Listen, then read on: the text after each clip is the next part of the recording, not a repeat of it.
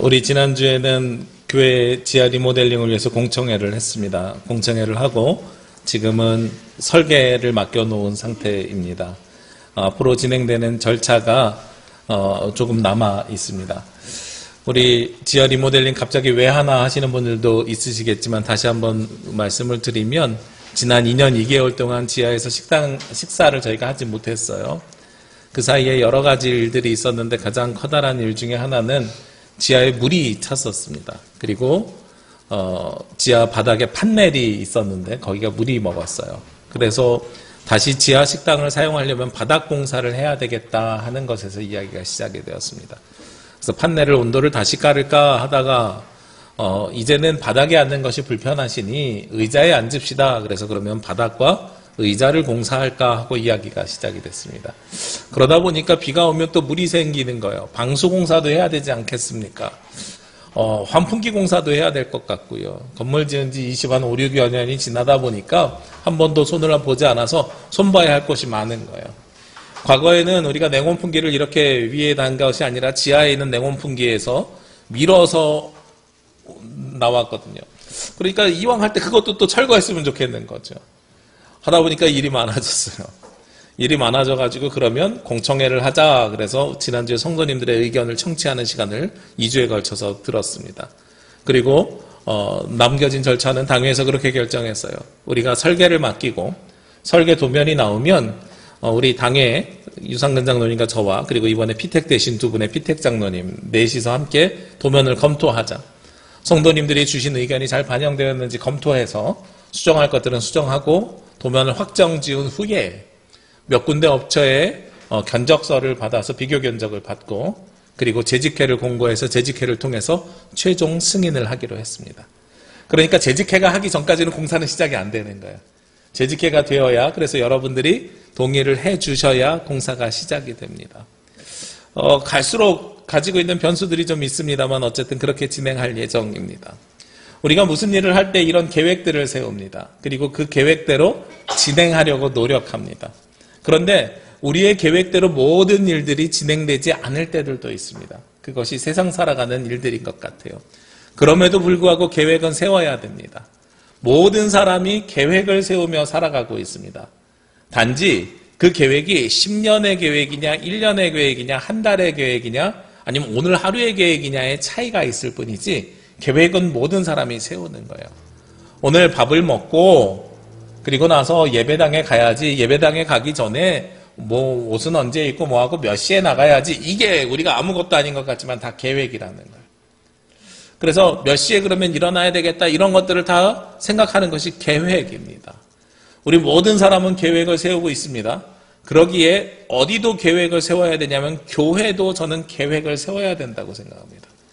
교회도 계획을 세우는데 아까 말씀드렸던 사람의 차이처럼 어떤 사람은 오늘 하루 아니면 내일 어떤 사람은 일주일 어떤 사람은 1년 어떤 사람은 10년의 계획을 세우는 것처럼 우리 교회도 앞으로 얼마간의 계획을 세울 것인지에 대한 차이만 있을 뿐이지 계획은 세워야 된다는 거예요. 오늘 성경 말씀에 보면 고린도전서가 이제 거의 다 마무리되어 가는 시점에 사도 바울도 계획을 세웁니다. 오늘 5절 말씀에 보면 내가 마게도냐를 지날 터이니 마게도냐를 지난 후에 너희에게 가서 6절에 혹 너희와 함께 머물며 겨울을 지낼 듯도 하니 이는 너희가 나를 내가 갈 곳으로 보내어 주게 하려 함이라 하고 말씀하고 있어요. 사도 바울도 계획을 세우는 겁니다. 오늘 성경에 보면 사도 바울이 고린도 교회에다 이 편지를 쓰는 게 언제냐면 에베소 교회에 있을 때거든요. 에베소 교회에서 보내면서 내가 마게도냐를 지나서 고린도에 갈 수도 있어. 그러니까 그때 만날 수 있으면 만나자라는 거죠. 한 2주 전에 제가 한 목사님으로부터 전화를 받았습니다. 목사님 제가 19일부터 21일까지 제주에 방문할 예정인데요. 목사님 한번 뵀으면 좋겠어요. 언제 시간이 괜찮으십니까? 그래서 제가 지난 목요일하고 금요일에 일정이 있어가지고 그럼 토요일 날 점심때쯤 괜찮을 것 같습니다. 목사님 비행기 몇 시지요? 그랬더니 3시래요. 마침 3시면 잘 되셨네요. 같이 점심 식사하시고 공항으로 바로 가시면 시간 괜찮으시겠습니다. 그래서 그렇군요. 그러면서 뭐 이런저런 이야기 하다가 그러면 알겠습니다. 그때 뵙죠 목사님 그러시더라고요. 그래서 저도 마지막에 남겼어요. 네 다음 주에 뵙겠습니다. 이렇게 이야기를 하면서 전화를 끊었어요. 전화 끊자마자 바로 다시 전화가 왔어요. 목사님 다음 주라니요. 아니 19일부터 21일까지 오신다고 하지 않았습니까? 그랬더니 저는 6월 19일부터 21일인데요. 이렇게 이야기를 하시는 거예요. 그래서 죄송합니다. 6월 19일부터 21일은 저희 제주노회 4.3 평화기행이 전국 단위로 이번에 100회 노회라서 전국에 있는 총회 임원들 모시고 진행을 하거든요. 전국 단위의 행사가 제주노회에 있습니다. 제가 노회장이라서 그 행사를 빠질 수 없어요. 목사님 그 행사가 끝나는 시간이 4시네요. 목사님 3시 비행기면 제가 그 기간 동안 한 번도 못 뵐 것 같습니다. 죄송합니다 하고 말씀을 나눴어요. 우리가 뭐든지 계획을 세우고 사도 바울이 그런 이야기를 오늘 하고 있는 거예요. 내가 제주 갈 건데 가는 길에 너 봤으면 좋겠어 라는 연락과 똑같이 마게도냐를 거쳐서 고린도로 갈 건데 가는 길에 봤으면 좋겠어 라는 이야기를 오늘 성경에서 하고 있는 겁니다. 이 계획은요, 이야기하는 것, 내가 세우는 것만큼 중요한 것이 함께할 사람들과 그 계획을 공유하는 것이 중요합니다. 좀 전에 말씀드렸던 것처럼 전화통화를 했잖아요. 이 전화통화에서 가지고 있었던 오류가 있는 거예요. 뭐냐면 저에게 전화를 주셨던 목사님은 당연히 6월달 한 달 전에 계획하는 거를 기반으로 전화를 주시는 거예요. 저는 2주 전에 전화를 받았으니까 당장 다음 주에 있을 일인 줄 알고 저는 받아들인 거예요. 계획이 온전히 공유되지 못하면 이렇게 통신상의 오류가 생기고, 만약에 그러고선 그냥 전화를 제가 다음 주에 뵙겠습니다라는 말을 끝말을 하지 않았으면은요, 저는 5월 21일 날 토요일 날 그 목사님을 한참 동안 기다렸을 거고요. 그 목사님은 전혀 생각 없이 있었을 거예요. 서로 이렇게 엇갈리는 일이 생기는 거죠. 그렇기 때문에 계획은 서로 공유해야 됩니다. 우리 교회도 마찬가지입니다. 지하 리모델링 공사를 하는데 제가 여러분에게 주보 광고를 통해서 공청회를 통해서 그 다음에 재직회도 하겠다 그러고, 목사님 그냥 목사님 뜻대로 그냥 슉 진행하시지요 뭐 이렇게 말씀하시는 분들도 계세요. 근데 제가 진행하는 게 중요한 게 아니라 같이 여러분들과 공유해야 되는 일인 거예요. 왜냐하면 이 교회는 제 것이 아니라 우리 모두의 것이고 하나님의 것이기 때문에 우리가 함께 마음을 맞추고 생각을 맞추고, 그리고 그러다 보면 어떤 차이가 생겨요? 생각의 차이가 생겨요. 그 생각의 차이를 줄여가는 과정이 필요한 거예요. 어느 교회는 교회 건축을 진행하는데 건축이 끝나면서 지나가는 분들이 한 분씩 말씀을 하시는 거예요. 본인이 생각했고 상상했던 거랑 다른 모양으로 인테리어가 되는 거죠. 색깔이 좀 뭐 이러든지 아니면 디자인이 좀 이렇게 한마디씩을 툭툭 던지게 되면 그 일을 하시는 분은 상처를 크게 받으시는 거예요. 어머, 내가 하는 일이 틀린 거야? 성도들이랑 다른 생각을 하는 거야? 그 일을 진행하는 게 굉장히 버거워집니다. 그 다음부터. 그렇기 때문에 계획을 충분히 공유하고, 공유한 상태로 100% 합칠 수는 없지만 그래도 마음을 많이 맞춰서 일을 진행하는 것이 우리 가운데 굉장히 중요한 일인 거예요. 그런 의미에서 사도 바울도 오늘 고린도 교회 방문에 대한 계획을 세우고 있는 겁니다. 우리 교회는 되게 중요한 변화의 시점에 지금 서 있습니다. 그냥 지하 리모델링이 중요한 변화의 시점이 아니고요. 사회적으로 볼 때는 코로나19가 아직 종료되지는 않았지만 사회적 거리두기가 해제되면서 우리가 해야 되는 일들이 많아졌어요. 할 수 있는 일들도 많아졌습니다. 그리고 이 시기에 교회가 어떻게 재도약을 할지, 아니면 과거로 돌아갈지 앞으로 나아갈지를 결정해야 되는 되게 중요한 시점입니다. 거기에서 끝이 아니지요. 지난 4월 30일에 제주 카로텔이 문을 정식으로 닫았습니다. 폐업 신고가 4월 30일자로 완료가 됐대요. 제가 그냥 20 며칠부터 영업을 안 하는 건 알고 있었는데 보니까 관공서에서 자료를 찾아보니까 4월 30일에 폐업 신고가 완료가 됐대요. 승인이 났대요. 그래서 어디서 매각할 것인가 궁금해지잖아요. 제가 목회자들 모임에서 이제 카로텔이 문 닫았어요. 그랬더니 진짜로 카로텔이 문 닫았냐고. 네, 우리 교회에서 가장 가까운 전용 식당이 문 닫아가지고 이제 식당에 갈 데가 없어요. 제가 이렇게 농담을 한번 너스레를 떨었습니다. 그랬더니 옆에 계신 분이 농담으로 받아쳐 주시는 거예요. 그 카로텔 남부교에서 사면 좋겠는데 그러시더라고요. 그래서 제가 대답을 했어요. 맞아요. 저도 살려고 마음 먹었었어요. 가면 연회장 그냥 예배드리고 저희가 시설 식당 다 있고 얼마나 좋습니까? 돈 조금만 보태주세요. 제가 계산해보니까 한 680억이 모자라요. 680억만 주시면 제가 그 카로텔을 사가지고 우리 제주도에 아주 열심히 섬겨가겠습니다. 이런 농담을 한 적이 있습니다. 예, 카로텔이 매각이 돼요. 아직 확정된 건 아니지만 어디에 매각되고 있냐면 부동산 자산 회사랑 이야기가 되고 있대요. 그러니까 호텔을 문 닫고 호텔을 문 여는 것이 아니라 부동산 자산 회사면 대부분 거기에다 주상복합 아파트 같은 거를 다시 세울 가능성이 있어요. 뭐 빨라야 5년 뭐 아니면 10년 정도가 걸리겠지요. 그러면 우리 교회도 이제는 그것을 향해서 또 다른 계획을 세워야 될 때가 저는 된 것 같아요. 선교적 비전을 세워야 되는 거죠. 제가 시간이 날 때 몇 바퀴를 돌아봤습니다. 카로텔을 사고 싶어서 땅밟기를 한 건 아니고요. 걸어서 여기가 사이즈가 어느 정도 되는지를 한 바퀴 돌아봤어요. 우리 신세계 아파트도 한 바퀴 돌아봤습니다. 대략 신세계 아파트의 2배니까 한 바닥 면적이 4배 가까이 되는 것 같아요. 땅덩어리가 생각보다 엄청나게 커요. 생각해 보시자고요. 우리 교회 앞에 길이 있는데 저쪽 카로텔 입구에서 여기까지 들어오는 게 멀어요. 여기서 신세계 아파트까지가 멀어요. 이쪽 뒤로 나가서 동사무소 끝에 이 길하고 저 앞에 길하고 저 앞에 길이 훨씬 멀죠. 여기는 똑같은데 우리 삼성열로 가는 길은 똑같은데 이 길은 훨씬 멀죠.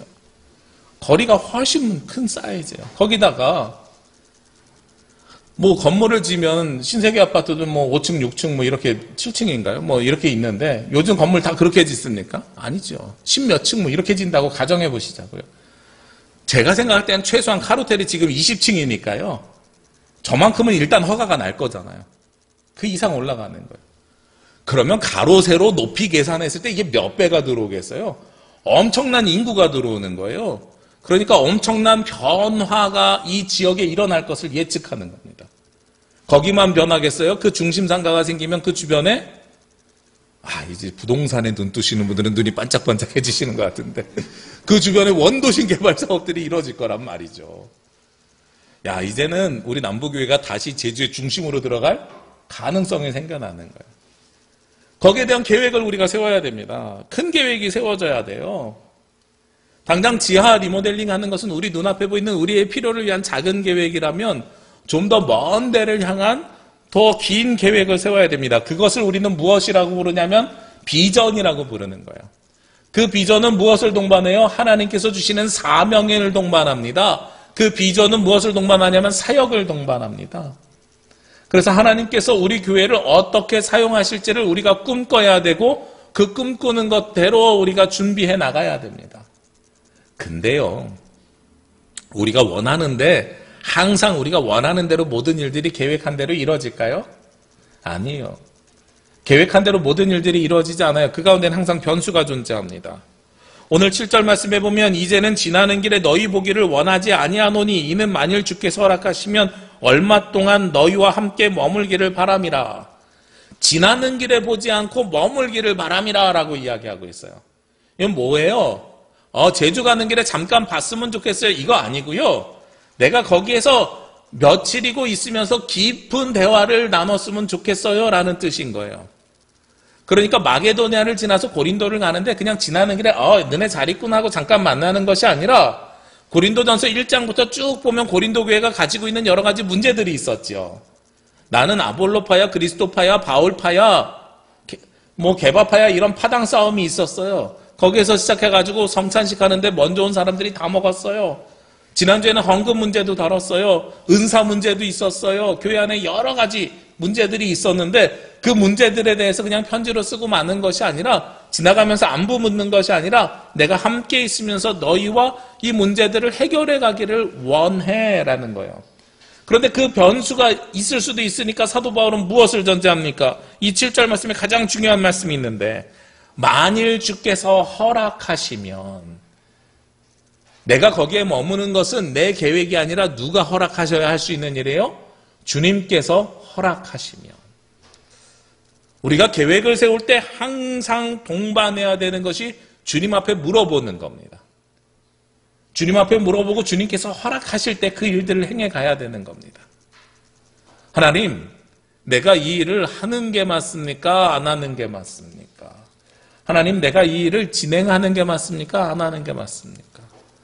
하나님, 내가 이런 꿈을 꾸고 있는데 이 꿈이 하나님의 뜻에 합당합니까? 합당하지 않습니까? 라는 것을 끊임없이 물어봐야 되고 주님께서 허락하시면, 즉 주님께서 응답하시면 그 일들을 계속해서 진행해 간다는 거예요. 만약에 내가 고린도 교회에 머물러 있는 걸 주님께서 허락하지 아니하시면 그냥 지나가겠다. 근데 내 의지는 머물고 싶노라 라고 이야기하는 것이 오늘 사도 바울의 고백입니다. 우리도 마찬가지지요. 세상을 살아가면서요, 우리 교회가 지금 리모델링을 준비하고 계획하고 있는데 어떤 변수가 또 우리 가운데 생겨날지 몰라요. 아까 말씀드린 것처럼 제 계획은 우리 당회와 피택 장로님들 통해서 확정하고 견적을 내가지고 우리가 재직해서 승인하면 바로 공사 짜자자자 진행하면 7월 달엔 밥 먹을 수 있겠다. 이게 제가 가지고 있는 계획인데 어떤 변수가 생길지 몰라요. 요즘 러시아하고 우크라이나 전쟁 때문에 건축 자재비가 엄청나게 올랐다 그러잖아요. 최근에 건축을 마무리한 교회 목사님들이 그러세요. 철근값이요 목사님. 추가 비용 지출해줬어요. 뭐 이러면서. 우리 계획이랑 너무도 다른 변수들이 생겨나는 거예요. 그래서 이것이 과연 맞는 것인가 틀린 것인가라는 것을 우리는 끊임없이 하나님 앞에 여쭈어야 됩니다. 제가 길을 가는데요. 어딜 가든지 요즘은 짧은 거리도 내비게이션을 스마트폰으로 켜고 갑니다. 통신회사에서 내비게이션을 켜고 가면 제 운전 점수를 매겨줘요. 과속을 몇 번 했느니 안 했느니 뭐 급정거를 했느니 안 했느니 이 GPS로 저를 감시하는 거죠. 감시한 다음에 운전을 잘했느니 못했느니 평가 점수도 줍니다. 제 평균 운전 점수가 95점 정도 됩니다. 그러니까 규칙을 잘 지키는 거죠. 제가 그걸 하는 이유가 있어요. 1년에 뭐 10,000km인가요? 뭐 이거를 넘어섰는데 95점 이상이면 보험료의 11%를 깎아준대요. 굉장히 큰 보험료죠. 그래서 할인받으려고 굳이 제가 동선을 노출하면서 내비게이션을 켜고 다녀요. 그런데 가까운데 아는 길을 갈 때도 그러고 다닙니다. 그런데 내비게이션이 가지고 있는 특징이 있죠. 변수를 줄여줍니다. 요즘 내비게이션이 똑똑해가지고요. 저에게 물어봐요. 이렇게 어디를 간다, 뭐 보슬포교회를 간다, 대림교회를 간다 하고 검색을 하면 항상 물어봐 줍니다. 최단 거리로 갈래요? 최소 시간으로 갈래요? 막히지 않는 길로 갈래요? 우회할래요? 이거 다 물어봐요. 내비게이션이 얼마나 똑똑해요. 그래서 보통 시간을 누르면 뭐 12시 58분에 도착 예정입니다. 그럼 1시 전에 들어가겠네. 이러고선 출발하거든요. 근데 항상은 아닌데 한 10번 중에 한 번은 평화로를 딱 올라타는 순간에 시간이 변해요. 12시 58분 도착 예정에서 1시 20분으로 갑자기 쫙 변해요. 그리고 조금 더 지나면 1시 30분, 1시 40분 이렇게 쭉 변해요. 왜 그럴까요? 그 앞에 사고가 나는 거예요. 변수가 생기는 거예요. 우리가 예상하지 못한 일들이 생겨날 때들이 있어요. 제주에 살면 그 일들은 더욱더 잘 느끼게 됩니다.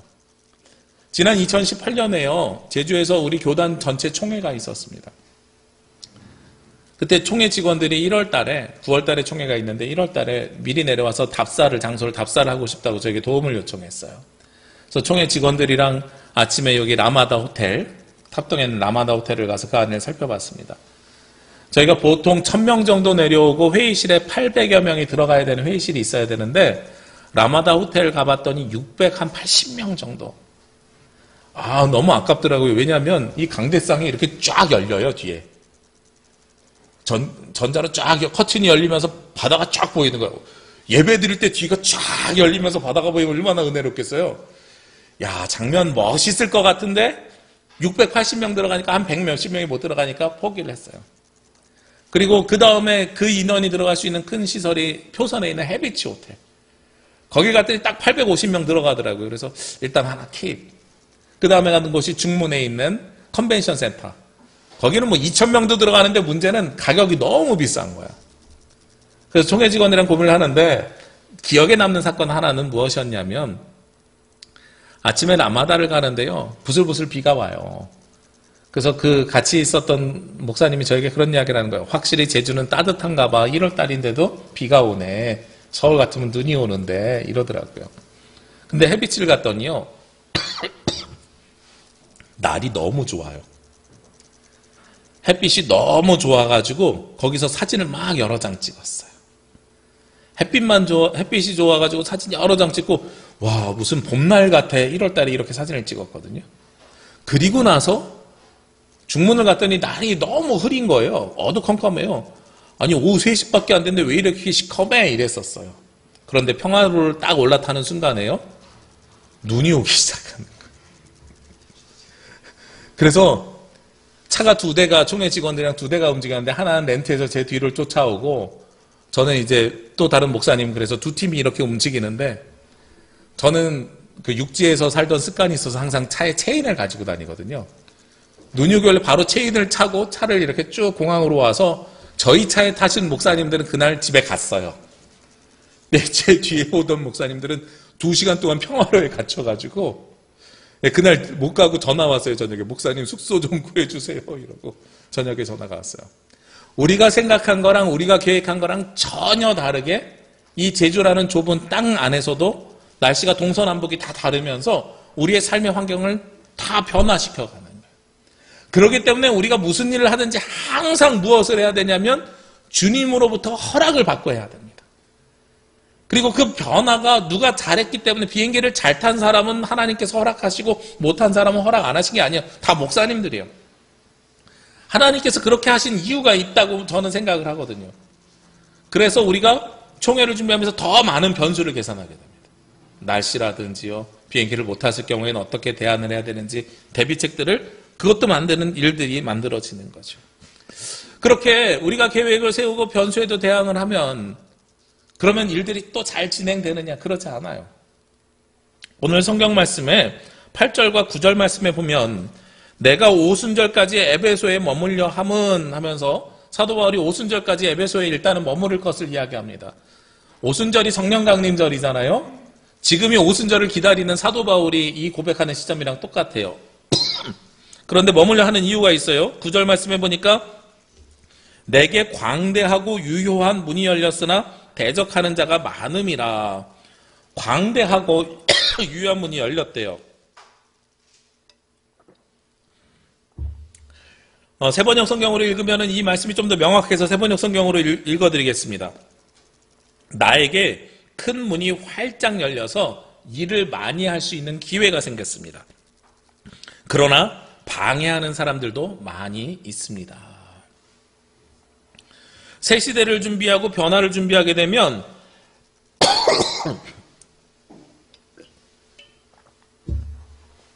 항상 문이 열리면서요, 일이 많아집니다. 카로텔이 그대로 있으면 지금이랑 우리는 별로 차이가 없을 거예요. 근데 저기서 변화가 생긴대요. 문이 열리면서 변화가 생긴대요. 그러면 우리에게도 되게 많은 일들이 생겨나고 많은 변수들이 일어날 거란 말이죠. 그리고 좋은 일만 생기겠어요? 아니죠. 오늘 성경에서 이야기하는 것처럼 대적하는 사람들, 즉 방해하는 사람들도 많아질 것입니다 라고 이야기하는 거예요. 그게 바로 우리 앞에 벌어지는 일들입니다. 하나님께서 우리에게 사역을 주시고 사명을 주시잖아요. 그러면 그 일들이 많아지거든요. 근데 일만 많아지는 것이 아니라 반대하는 일들도 많아지고 어려움들도 많아지는 겁니다. 올해가 제주노회 100회 노회입니다. 제가 노회장을 맡았어요. 근데요, 사회적 거리두기가 해제돼서 그런지 아니면 2년 동안 우리가 아무 일도 못해서 그랬는지 일이 굉장히 많아졌어요. 노회장 되자마자 지난 3월 달에 성은교회 임직식을 했거든요. 근데 9월 달까지 종달교회와 그 다음에 들빛교회라고 강정생명평화교회가 이름을 바꿨어요. 거기가 이제 장로 임직식을 앞두고 있어요. 우리 남부교회도 11월이나 12월 정도에 임직식을 하죠. 성내교회도 합니다. 동부교회도 합니다. 세한교회도 합니다. 한사랑교회도 합니다. 예, 노예 교회가 28개인데요. 8개 교회가 장로님 임직을 오래 합니다. 그리고 중부교회는요, 담임 목사 지금 청빙 과정에 있습니다. 정한진 목사님 은퇴하셔가지고요. 임직식만 9개인 거예요. 3분의 1이 이번에 올해 행사가 다 몰렸어요. 제가 걱정거리가 생겼습니다. 그 임직식을 하면, 남부교회 임직식을 하면 보통 말씀을 남부교회 성도들에게 줘야 되잖아요. 그것도 맞는데 노회장이 보통 설교를 하는데 성내교회, 동부교회, 남부교회, 세안교회 갈 때마다 제가 설교를 하는데 남부교회 성도들만 있으면, 뭐 동부교회 성도들만 있으면, 성내교회 성도들만 있으면 괜찮은데 이 행사에 장로님, 목사님들이 다 따라다닌단 말이에요. 그러면 제가 하는 임직식 설교를 우리 노회 안에 있는 장로님, 목사님들은 9번 듣는 거예요. 설교 본문을 9개를 잡아야 돼요. 9개에 다 다른 말씀을 준비해야 돼요. 일이 굉장히 많아졌어요. 많아지고 방해하는 일들도 많아졌어요. 외부적으로도 바빠졌는데 교회 안에서는 이제 또 리모델링 시작해요. 내부적으로도 일이 많아요. 우리 주보 보시면 다음 주가 마지막 주라 또 임직자 교육도 해야 돼요. 와, 문이 열리니까요. 일이 많아지더라고요.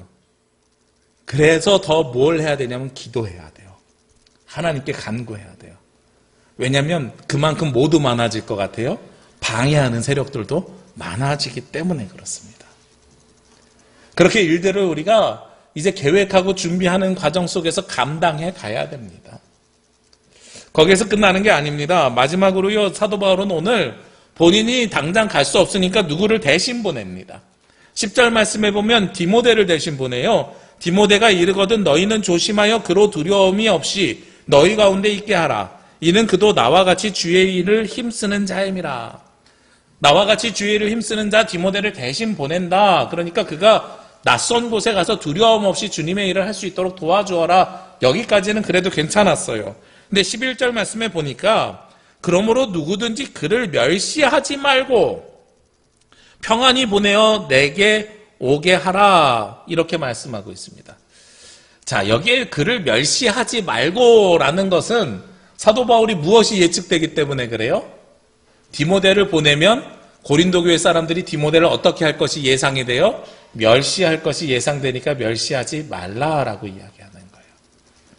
다음 세대 지도자를 보내는데 디모데가 상대적으로 나이가 젊어요.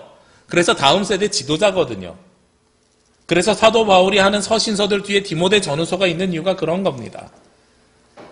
다음 세대 지도자를 너희에게 보낼 것인데 그를 멸시하거나 업신여기지 말아라 라고 이야기하는 거예요. 이 시점에서 제가 우리 교회 어른들에게 부탁을 드립니다. 미래를 계획하고 미래를 향해서 나아가는 교회, 그 교회는 무엇을 해야 되냐면 다음 세대들을 세워야 됩니다. 다음 세대 지도자들을 세워야 됩니다. 우리 교회도 이번에 다음 세대 지도자들, 즉 임직자들, 장로님, 권사님, 안수 집사님 피택해서 지금 준비하는 과정 가운데 있습니다. 이분들을 세워가야 되는데 이분들이 그 사역을 잘 감당할 수 있도록 누가 도와주셔야 되냐면 어른들이 도와주셔야 되는 거예요. 디모데를 보낼 때 고린도 교회가 도와주듯이 새로운 지도자들이 세워질 때 우리 어르신들이 우리 다음 세대 지도자들을 도와주셔야 됩니다. 그런데 여기서 여러분에게 중요한 부탁을 드리는데요. 우리 다음 세대들을 세워주실 때에 존중해 주셨으면 좋겠어요. 이 존중의 시작은 무엇으로부터 시작되냐면 호칭으로부터 시작됩니다. 우리가 흔히 하는 실수들이 있어요. 어떤 실수들이 있냐면 직분은 붙여주는데 반말로 직분을 붙여줘요.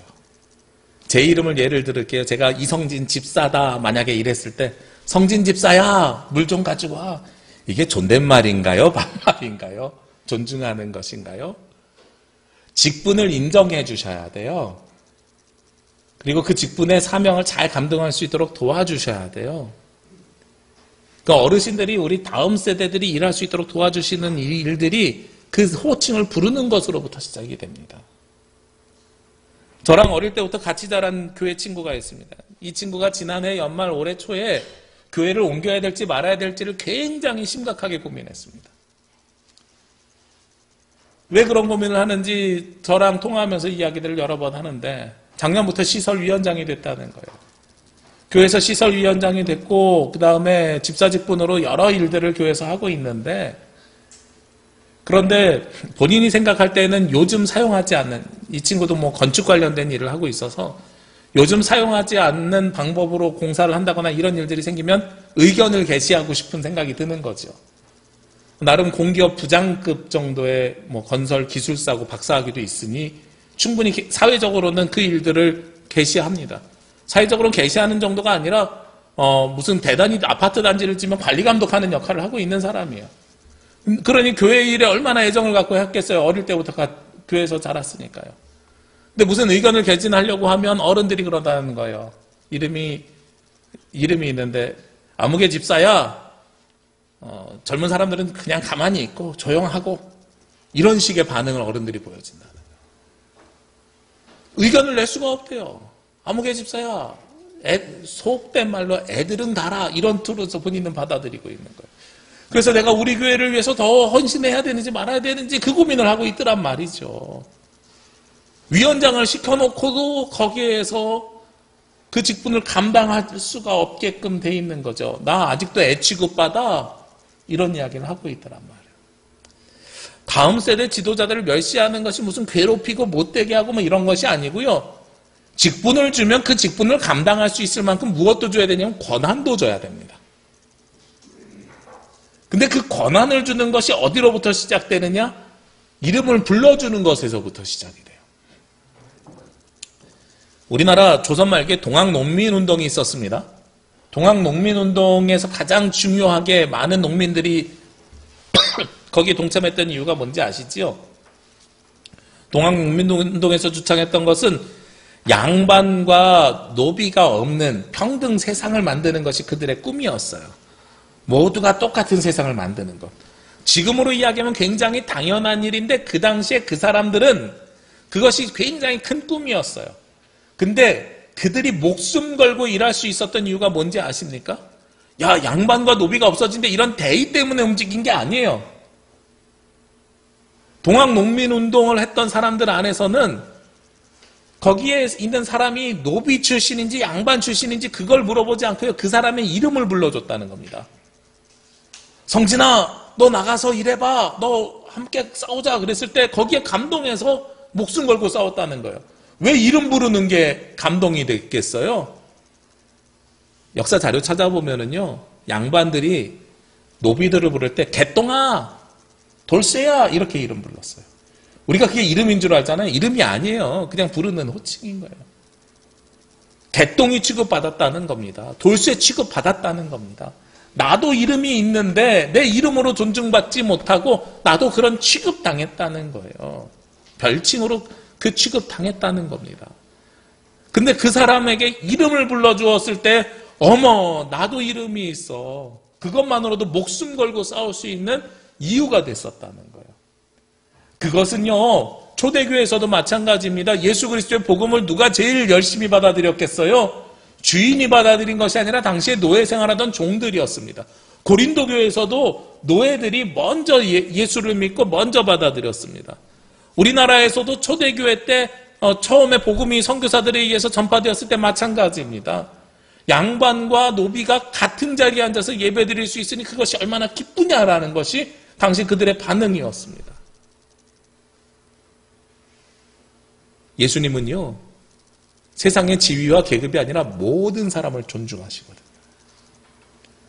오늘 디모데를 멸시하지 말라고 사도 바울이 굳이 요청하는 것은 디모데가 젊은 다음 세대 지도자였기 때문에 그렇습니다.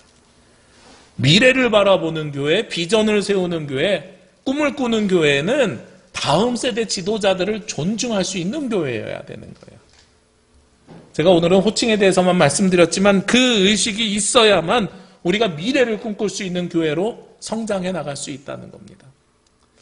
저는 개인적으로 교회 건물의 크기나 교인들의 수가 교회의 크기를 정한다고 생각하지는 않습니다. 그런데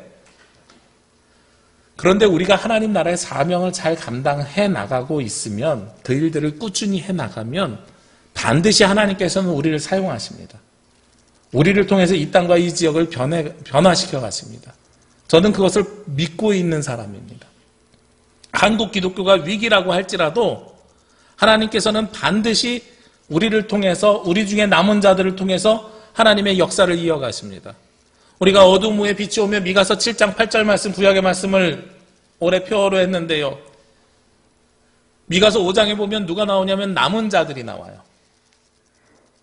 그 어떤 우상들 속에서도, 외적의 침략들 속에서도 하나님을 잊지 않고 신앙을 고난과 고통 가운데서도 지켜왔던 남은 자들, 그들이 왼수들에게 하는 이야기가 나는 어두움 후에 빛을 주시는 예수님을, 하나님을 믿습니다, 신뢰합니다 라는 고백이 바로 이 미가서 7장 8절 말씀이에요.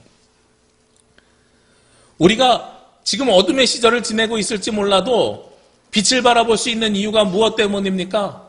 남은 자들이 있기 때문이거든요. 그러면 남은 자들은요, 미래에 대한 비전이 있는 사람이고 꿈을 꾸는 사람들이에요.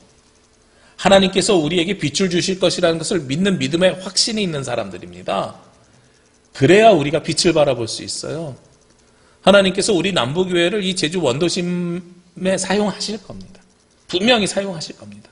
사용하시기 위해서 우리를 남겨두셨을 겁니다. 이제 우리는 꿈을 꿔야 될 때입니다. 지하 리모델링을 시작으로 땅 밑에서부터요, 이제 차근차근 올려가야 되는 거예요. 건물 바꾸자는 말씀 드리는 게 아니에요. 우리가 어떤 꿈을 꾸든지 하나님 나라를 위한 사명의 복음의 꿈을 꿔야 됩니다. 그러면 하나님께서 여러분들을 사용하십니다. 그리고 여러분들이 오늘 사도 바울과 같이 주님께 늘 기도하고 간구하는 가운데 주님의 응답을 들으십시오. 그러면 일이 많아지고 대적하는 자들이 많아질지라도 하나님께서는 우리를 통해서, 그리고 우리가 어려우면 사도 바울 대신에 디모데가 간 것처럼 다음 세대를 통해서 반드시 그의 나라를 이루어 가십니다.